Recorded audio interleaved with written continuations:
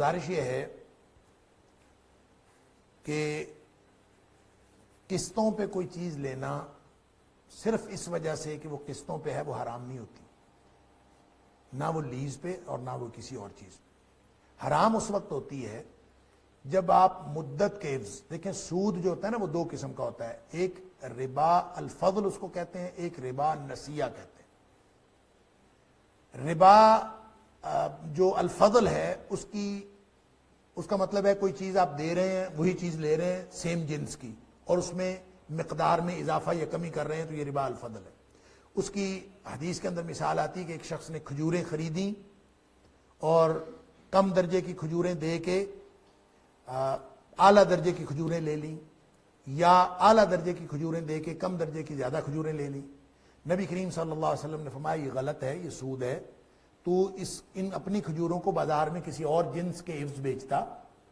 پھر تو اس جنس کے عوض وہ کھجوریں خرید لیتا، پھر چاہے اتنی آتی پھر ٹھیک تھا، لیکن ایک جنس کی چیز آپ لے رہے اور دے رہے اور اس میں مقدار میں کمی بیشی کر رہے، یہ سود ہے، یہ ربا الفضل کی بات ہوتی ہے۔ اس کی موجودہ زمانے میں جو قسم ہے رائج قسموں میں وہ کرنسی کا کاروبار ہے۔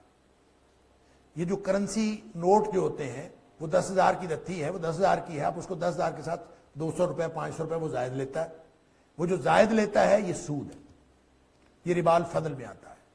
اور اگر وہ یہ کرے کہ ڈالرز میں آپ سے پیمنٹ لے لے، جنس تبدیل کر لے، ریالوں میں پیمنٹ لے لے،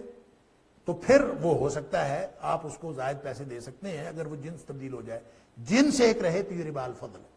دوسرا ہے ربا نسیہ۔ ربا نسیہ جو ہے وہ مدت کے عوض سود ہوتا ہے، مدت کے عوض آپ پیسے بڑھا دیں تو یہ سود ہے،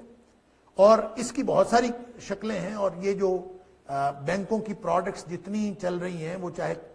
پیسے قرض لینے پر ہوں یا کوئی چیز قرض پر لینے پر ہوں، یا مکان آپ لیز کروا لیں، مکان کوئی چیز بنانے کے لیے قرض لے لیں، کسی بھی طرح کے لون پر جو پیمنٹ ہوتی ہے وہ سود میں آتی ہے، اس لیے کہ آپ پیسے لیتے اور ہیں دیتے اور ہیں، لیتے 10 لاکھ ہیں واپس آپ 20 لاکھ 15 لاکھ دیتے ہیں، تو یہ ظاہر ہے کہ وہ سود ہے کیونکہ وہ مدت کے عوض دیا جاتا ہے۔